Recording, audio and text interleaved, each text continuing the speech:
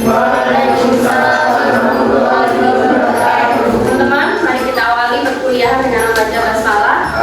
Bismillahirrahmanirrahim. Oke, gimana kabarnya? Sehat semuanya, ya?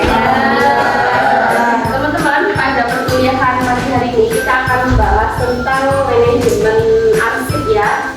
Jadi tujuan dari materi kali ini adalah kita memahami tentang pentingnya manajemen arsip dan bagaimana melaksanakan manajemen arsip mendukung kegiatan di perkantoran.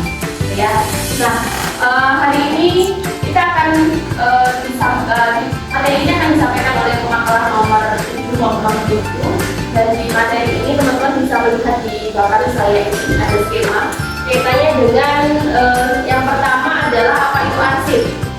Jadi ada istilah arsip, kemudian ada istilah lagi kearsipan. Arsip itu adalah dokumen yang kemudian di situ berisikan dokumen atau catatan tentang kegiatan yang telah kita lakukan sebelumnya. Kemudian kalau berkaitan dengan kearsipan itu adalah prosedur. Nah, manajemen arsip itu adalah kita bicara tentang bagaimana prosedur yang kita lakukan kaitannya dengan pengumpulan arsip itu kita laksanakan dengan baik sehingga tujuan dari kearsipan itu bisa dicapai. Nah, kira-kira apa sih sebenarnya kaitannya antara manajemen perkantoran dengan arsip? Ada yang bisa menjelaskan? Silahkan. Apa pentingnya manajemen arsip ketika kita bicara tentang manajemen perkantoran? Silahkan salah satu. Ya, silahkan. Firman. Berdiri. Fungsinya manajemen arsip itu sebagai sarana untuk mengumpulkan data-data yang ada di sebuah suatu perusahaan atau suatu sistem pendidikan. Jadi di mana manajemen arsip itu terdapat data-data atau pengelompokan informasi yang terdapat dalam sebuah pendidikan atau organisasi tersebut. Oke, kasih tangan buat Firman.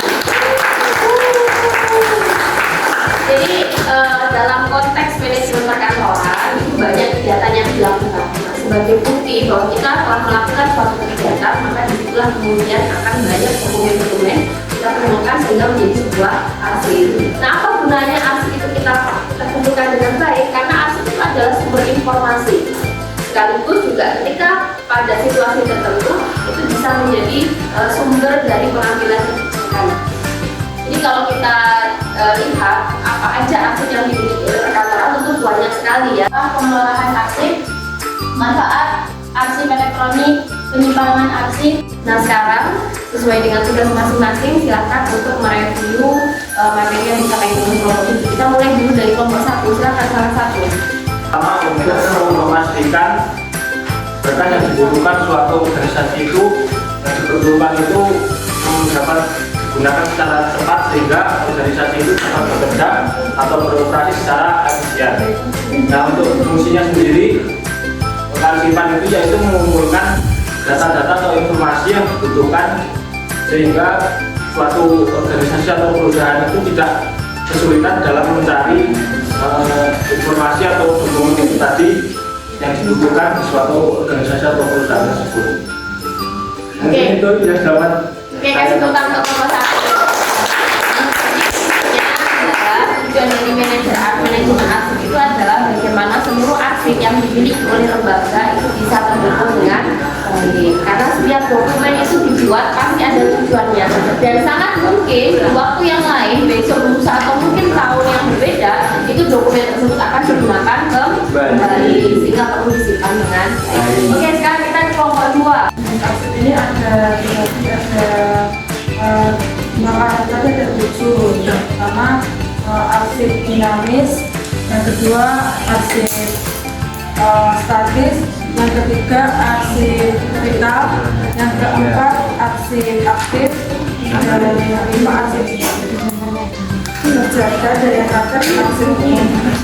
Mungkin pada arsip dinamis ini yang dipergunakan secara langsung dalam kegiatan penciptaan arsip dan disimpan dalam jurnal tersebut. Sedangkan arsip strategis itu dihasilkan oleh pencipta arsip karena memiliki guna yang telah dipermanenkan yang tetap dikoordinasi baik secara umum maupun di kantor. Oke, kasih tepuk tangan untuk kelompok 2. Jadi kaitannya dengan jenis aktif ini mungkin ada beberapa perbedaan mendasar. Itu bisa dilihat dari aspek media dan juga dari berdasarkan fungsinya. Kalau kita lihat berdasarkan medianya, itu ada yang berbasis kertas, ada arsip jaringan, ada arsip tekstual, dan juga ada arsip elektronik. Sementara dari fungsinya itu ada arsip dinamis dan statis. Tadi sudah disampaikan oleh kelompok 2. Arsip yang intinya adalah dinamis, itu berarti arsip itu digunakan pada proses yang sedang berjalan. Jadi digunakan terus, berarti itu namanya arsip dinamis. Sementara arsip statis itu adalah arsip yang tidak digunakan, tetapi dia memiliki nilai historis gitu, sehingga kita simpan dan sangat mungkin di waktu yang tidak terduga itu kita perlukan. Contoh misalnya ijazah. Ijazah itu kan saat ini tidak kita perlukan kan, tetapi apakah kemudian kita buang? Tidak kan? Karena pada saat nanti teman-teman mendaftar atau mungkin yang asas pengelolaan kearsipan ada 3. Yang pertama yaitu sentralisasi atau berpusat pada pusat penyimpanan arsip. Yang kedua ada desentralisasi atau penyerahan kewenangan kepada pihak atau lembaga di bawahnya. Dan yang ketiga ada gabungan, yaitu menggabungkan dari desentralisasi dan sentralisasi. kasih tepuk tangan untuk kelompok 3. Kita bahas contoh misalnya di kampus ini. Contohnya adalah dalam hal ini adalah ada akademik, ada LPM, ada LPPM. Itu semua dokumen satu kampus itu disimpan di sana. Kemudian kalau desentralisasi, contohnya adalah yang mengelola atau yang menyimpan itu adalah lembaga di bawahnya atau unit-unit. Contohnya adalah misalnya ada di bawahnya rektorat ada fakultas, kemudian ada jurusan. Jadi fakultas itu kita bisa melihatnya secara makro dan mikro. Ketika kita lihat secara makro, maka ada dokumen-dokumen yang itu dipakai oleh FTIK, yang dipakai oleh seluruh jurusan, maka itu disimpan oleh fakultas. Itu bisa juga kita menamainya sebagai asas sentralisasi dalam konteks makronya fakultas. Kemudian dalam konteks mikronya fakultas, dokumen-dokumen jurusan itu disimpan oleh jurusan masing-masing. Maka disinilah yang dinamakan asas desentralisasi dalam konteks fakultas. Tapi dalam konteks yang lebih makro di rektorat, maka yang kemudian dikelola LPM dan LPPM itu adalah sentralisasi. Sementara ketika kampus memberikan kebijakan kemudian dikelola oleh fakultas masing-masing, itu juga bisa disebut sebagai desentralisasi. Jadi tergantung kita itu melihatnya pada lingkup apa. Kalau pada lingkup rektorat, maka yang dikelola oleh pusat itu sentralisasi, yang dikelola oleh fakultas itu adalah desentralisasi. Sementara pada lingkup kita melihat fakultas, maka yang dikelola fakultas itu sentralisasi, dan yang dikelola oleh jurusan itu adalah desentralisasi. Intinya adalah ketika kita bicara sentralisasi itu dikelola oleh pusat dokumen, ketika kita bicara desentralisasi maka dikelola oleh unit. Sehingga tentu sebenarnya ada plus minusnya ya.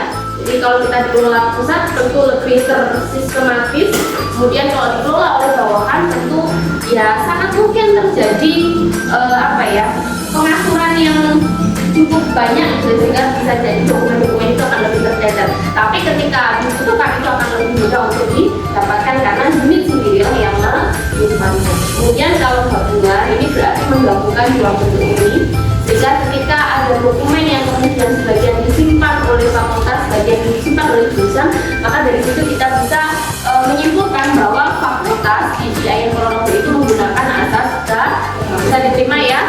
Oke, kasih tepuk tangan untuk semuanya. Harus digunakan prinsip dokumentasi. Jika Anda menggunakan data penting tersebut, bagaimana cara Anda untuk menyelesaikannya? Terus keseluruhan komponen itu saling berinteraksi dan berhubungan bersama-sama diarahkan untuk mencapai tujuan. Ya, ini maksud dari kelompok 7. Yang pertama, untuk memitigasi yang namanya kehilangan, pertama kali kita bisa melakukan yang namanya memperhatikan yang namanya sistem kearsipan. Ada 5 macam sistem kearsipan di situ. Ada abjad, subjek, nomor, tanggal, dan wilayah atau daerah. Yang di situ adalah kemudian kita bisa menyimpan arsip dengan baik sehingga kemungkinan kehilangan itu kecil. Itu yang pertama. Kemudian yang kedua itu adalah arsip itu ada arsip manual dan arsip elektronik. Arsip elektronik ini adalah bagian dari perkembangan IT. Sehingga ketika dokumen-dokumen manual itu hilang, maka kita bisa mencarinya dari arsip elektronik. elektronik. Jadi maksud saya adalah di sini dua model ini itu untuk memastikan ketika salah satu hilang bisa menggunakan yang lain. Selain juga yang pasti adalah aturan kaitannya dengan penyimpanan itu perlu ya kasih kesempatan untuk semuanya. Terima kasih teman-teman. Kita sudah berdiskusi tentang manajemen arsip. Semoga bisa dipahami dengan baik materi ini dan kita akan ketemu di